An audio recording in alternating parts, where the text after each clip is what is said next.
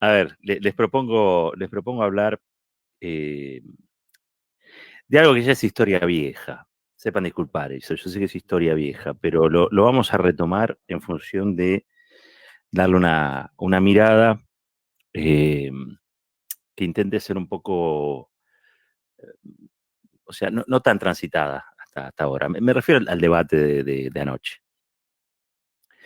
Ya se dijo, y estoy totalmente de acuerdo, el lugar es el lugar que eligió la política, es un lugar de derrota política, ¿no? Porque todos los que allí estuvieron y participaron aceptaron que el grupo Clarín ordene la política. Cuando eso sucede, se desordena la política. Pero bueno, existe esta idea de que el grupo Clarín eh, es imbatible, es un espacio tradicional, una locación tradicional, que esto es un formato de muchos años, y la política cede.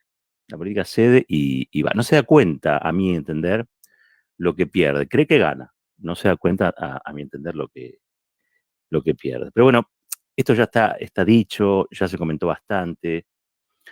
Eh, lo que yo quería comentarles en función de lo que sucedió allí en la pantalla es otra cosa, y es los discursos, los discursos que allí se plantearon. O sea, salgamos por un momento de ganó este, ganó el otro, este se plantó, el otro le dijo, el otro retrucó, qué bien que estuvo tal o para cual. Salgamos de eso. Los discursos que giraron en esa noche allí y que animaron la escena, salvo el de el de Del Caño, digamos, el candidato del FIT, y, y en algunos pasajes Tolosa Paz, el resto habría una especie de monocromía temática que apuntalaba nada más y nada menos un pensamiento punitivista, lo que habitualmente se llama la doctrina anti-Zaffaroni, con discursos clásicos de la derecha, o sea, discursos que, para que se den una idea, nos trajeron a Rucauf como gobernador en la provincia de Buenos Aires allá por los 90, ¿no? O a Aldo Rico como ministro de Seguridad. El discurso de meter bala, el discurso de la puerta giratoria, el discurso de que no puede ser que la gente esté presa mientras los delincuentes están libres. O sea, todo un discurso tributario de un pensamiento muy concreto, es un pensamiento que uno ubica en el espectro ideológico de la derecha. No me quiero meter a juzgar si existe o no la inseguridad, si hace falta más policía, menos policía. Yo no juzgo eso, no estoy hablando de eso, ¿eh? Estoy hablando de discursos. Después, si esos discursos encajan más o menos en el deseo ciudadano, en la necesidad, en la desesperación ciudadana, eso es análisis de otro tipo, que yo no voy, en el que yo no quiero incursionar. Yo estoy haciendo si se quiere, un alejamiento de la escena, cierro los ojos y recuerdo las cosas que se fueron diciendo a lo largo de la noche. ¿Y cuáles eran los discursos que animaron esa velada? Una velada de 6 candidatos, de los cuales 5, nada más y nada menos, eran opositores. Me hizo acordar mucho al formato de Intratables, ¿sí?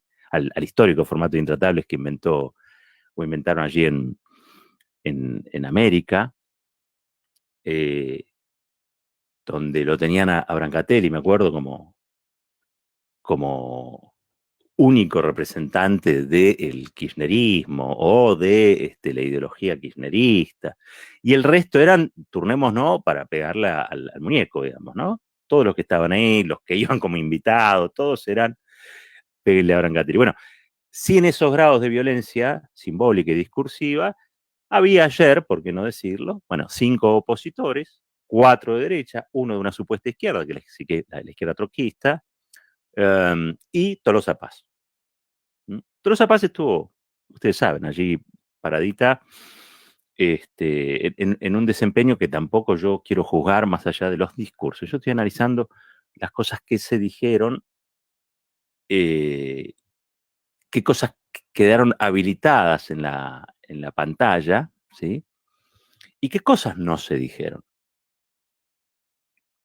Entonces, por ejemplo, creo que la palabra loafer no estuvo planteada, salvo Tolosa Paz en un momento con la persecución, el espionaje, pero el loafer como loafer no fue tema de debate. No parece ser tema de debate que la Corte sea la menos representativa de todas, sino que cuando se hablaba de justicia era puerta giratoria.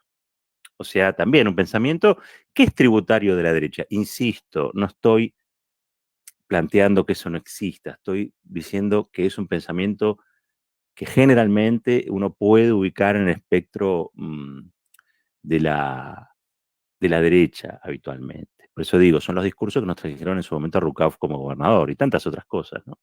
Tantas otras desgracias, vamos a decirlo así. Y en ese punto, nosotros tenemos un procurador, y ustedes lo saben, que es un procurador puesto a dedo por Macri, que es un interino eterno. Tampoco formó parte de la discusión. No aparece como tema trascendental, porque aún si Tolosa Paz hubiera querido hacerlo, no le dan el número, no le da el físico, porque el tiempo material de los discursos para desarrollar esos discursos era de 5 contra 1. Entonces, fíjense lo que ocurre, lo que sucede. Tenemos a una candidata de un espacio en su amplia, en su plural composición, que es el Frente de Todos, que aún cuando quisiera instalar todos estos temas no lo puede hacer. ¿Por qué? Por prepotencia numérica de los otros.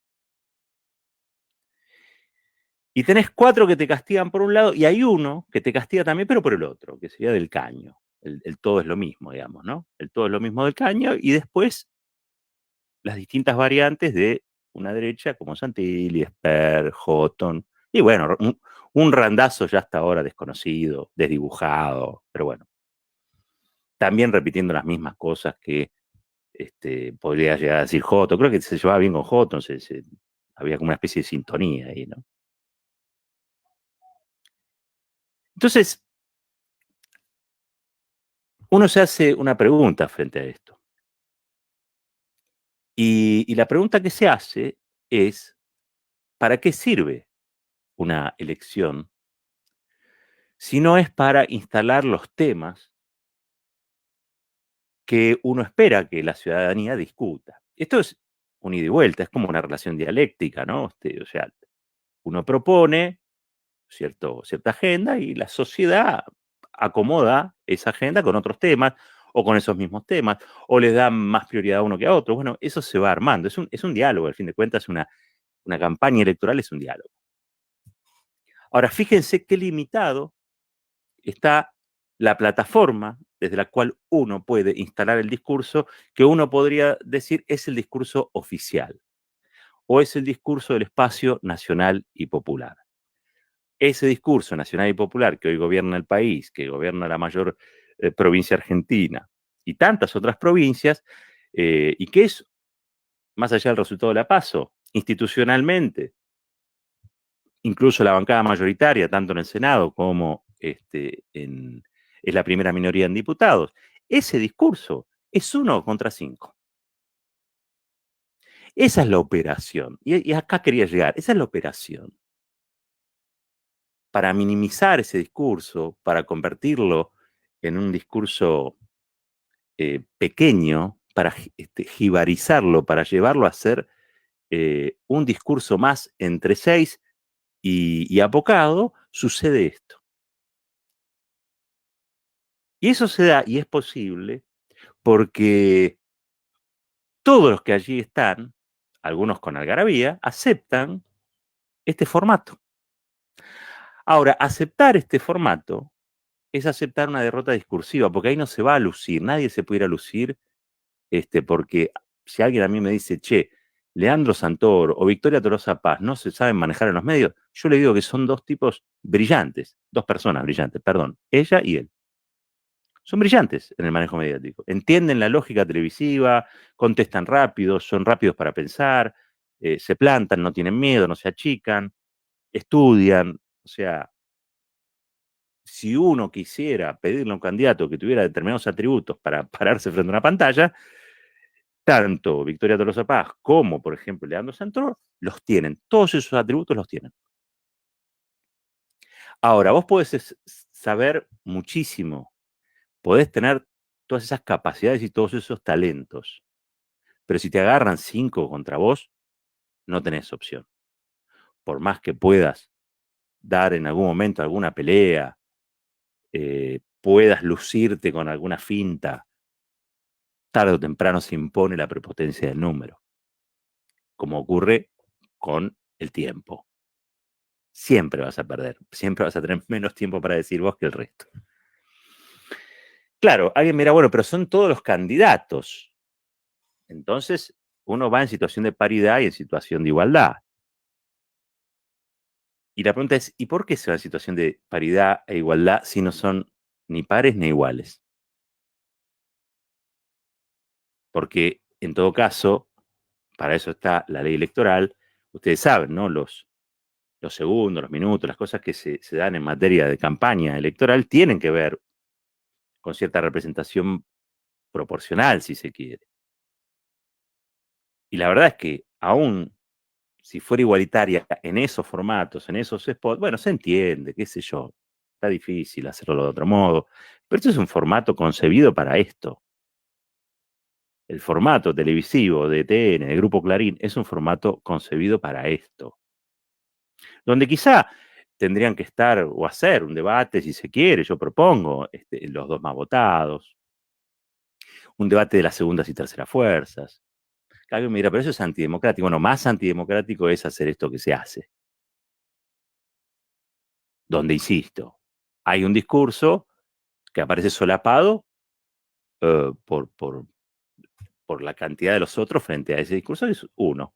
Es uno contra el mundo. En este caso, una contra el mundo. Vuelvo a las cosas que se dijeron. Y las cosas que se dijeron también por prepotencia numérica, insisto. Todo un pensamiento tributario de la derecha. Cuando yo vengo acá me siento y digo, ojo, porque están corriendo la agenda de la política tan a la derecha que el resultado va a ser finalmente que Horacio Rodríguez Larreta quede ubicado en el centro político y que todas las expresiones del campo nacional, popular, estén en la izquierda,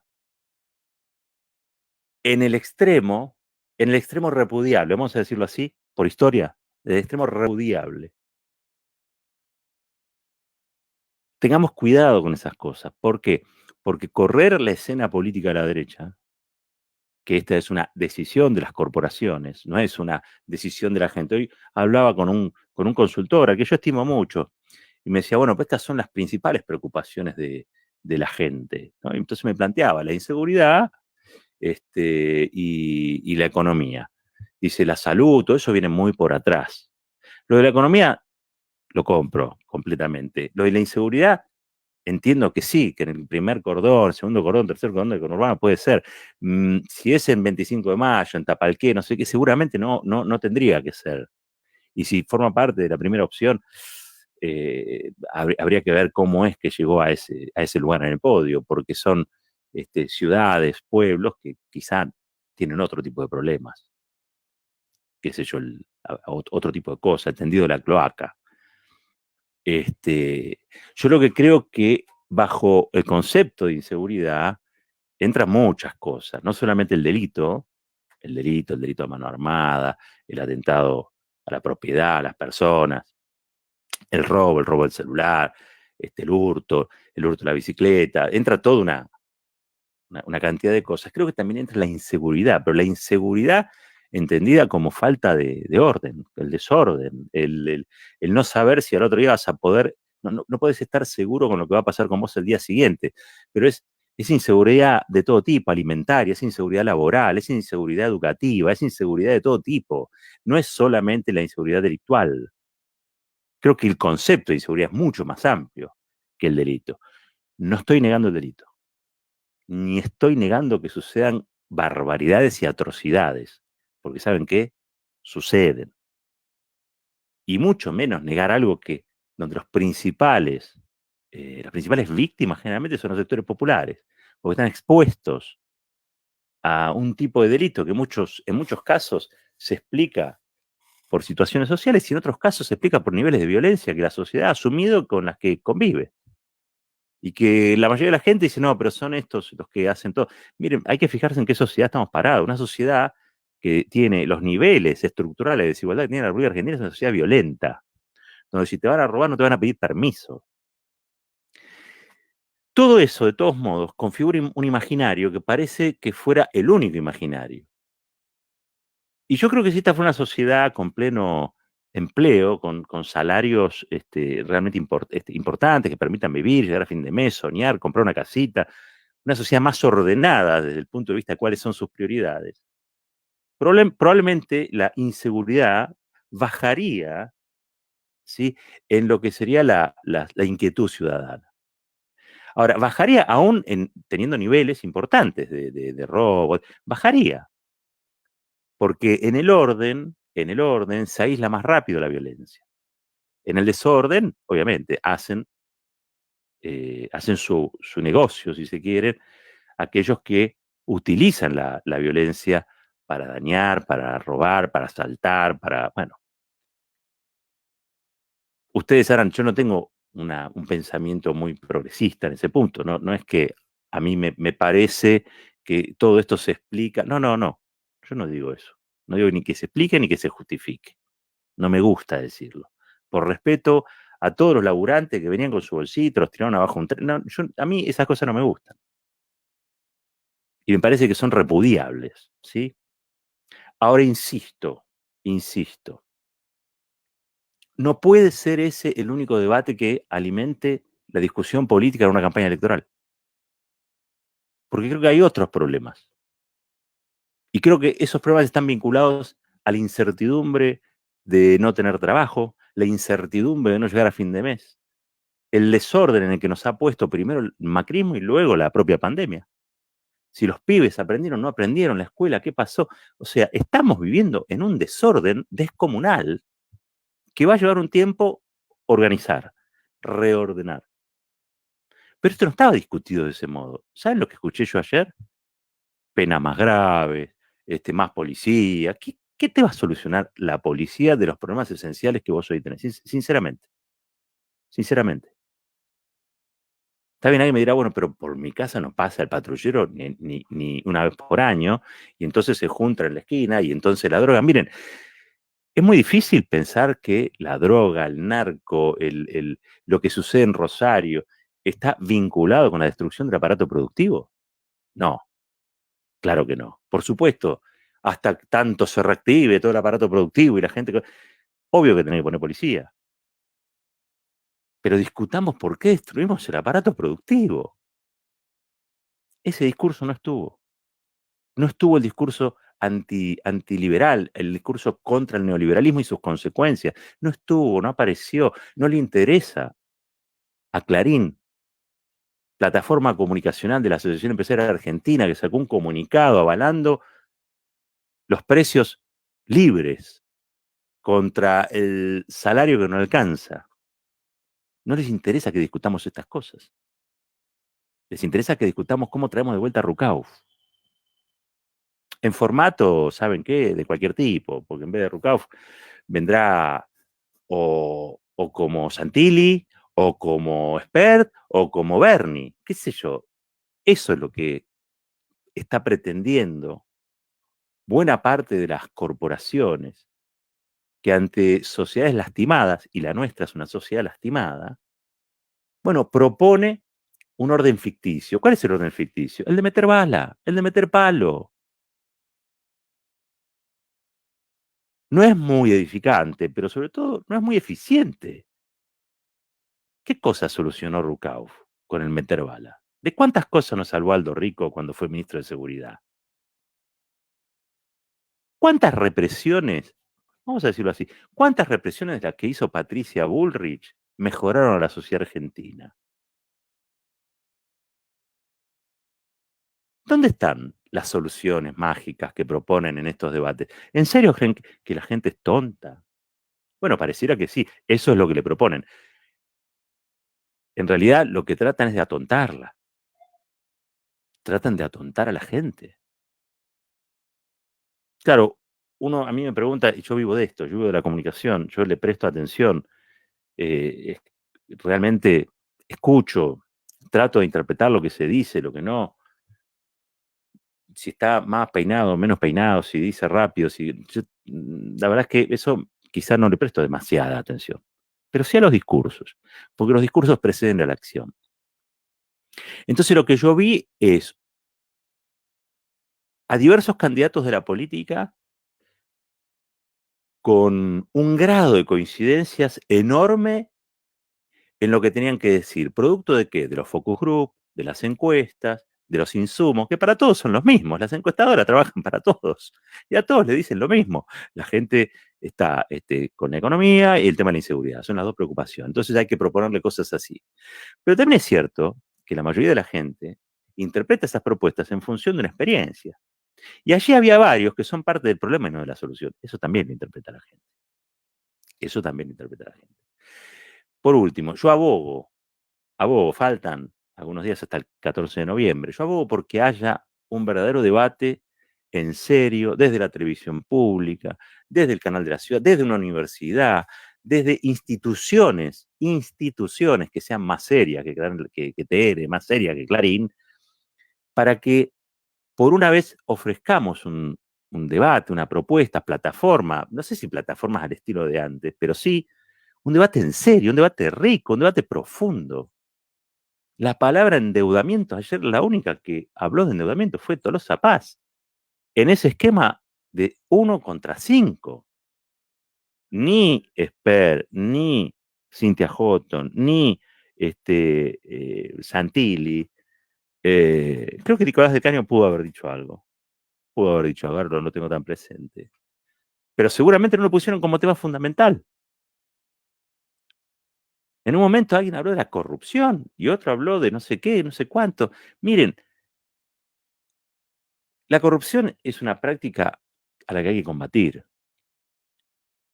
Pero me da la impresión de que estos 2 últimos años, no fue tampoco columna vertebral de ninguna discusión, de ningún debate ciudadano. ¿Por qué? Porque, entre otras cosas, fue el caballito de batalla del macrismo para instalar el neoliberalismo, con lo cual quedó bastante de macroprín. Sin embargo, ayer estaban de vuelta con el tema de la corrupción. Insisto, me parece que hacen falta agendas un poco más nutridas, que realmente tengan que ver con los problemas de la gente, no con lo que venden humo, encuestadores, focus group, sino con problemas que son a veces de la urgencia, pero también a veces son del mediano plazo y del largo plazo. Lo que se va a votar el 14 de noviembre, con esto termino, son legisladores. Es gente que va a hacer leyes. No son ni magos, ni nada que puedan resolver desde una banca en diputados los problemas de millones y millones de argentinos y de Argentina. Así que cuando Santilli decía una cosa, espera otro, miren, no les van a resolver los problemas, sinceramente no nos van a resolver los problemas en la forma en que ellos lo dicen, ¿sí? Lo que hay es, insisto, tratar en base a la manipulación y en base a estas agendas construidas por esos consultores, por esos encuestadores, por los grupos corporativos, por la concentración comunicacional, es tratar de engañar una vez más a la gente y decirle que el gran problema que tienen es uno, cuando en realidad hay muchos otros que son los que no se dijeron, que son los que se callaron, con un ruido de fondo que era una discusión de fachos. Esto es Fuerte y al Medio.